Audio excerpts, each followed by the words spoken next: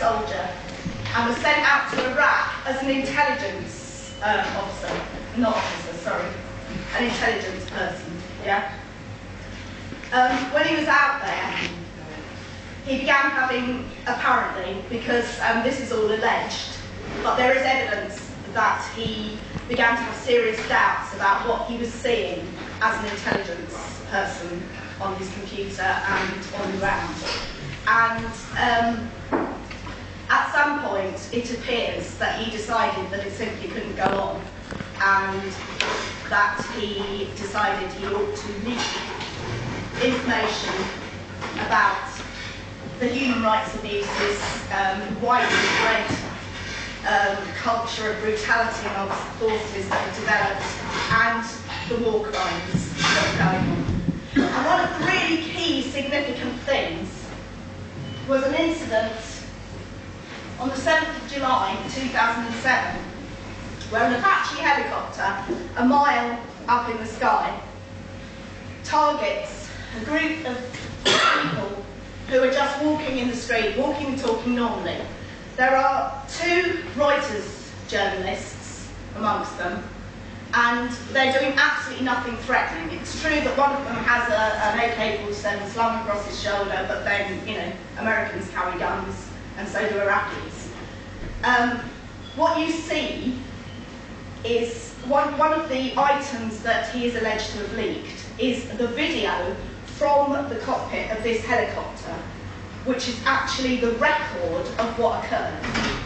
And what you actually see through the helicopter sight, and what you hear the soldiers talking about it, and it sounds like they're playing a war game, a video game. And what you see is the people on the street walking and talking like this, you know, just sort of, and suddenly they're all mown down. And it really is quite shocking. And the operatives of the helicopter are saying, nice, good one, and worse. You then see one of the people who've been targeted move and attempt to crawl away. And all you can hear is the soldiers saying, got to get him, got to get him. And a man then arrives on the scene and attempts to rescue, the man gets out and attempts to rescue somebody else, this wounded person, who in fact is one of the journalists.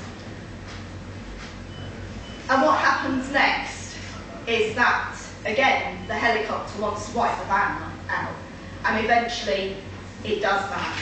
And in that van happen to be the children of the man that came to rescue the wounded person that he saw. And they both sustained serious wounds. And that video can be found on collateralmurder.com or .org? .com. Collateralmurder.com. And that is probably one of the key things that you need to know about what Bradley Mannning is accused of. Nobody involved in that video, apart from Bradley, has been accused of a crime. Nobody is on trial for anything apart from Bradley. Bradley has now been in jail for 2 years, waiting trial. He's had various pre-trial attendances at court, and the actual formal trial is due to start at the end of September.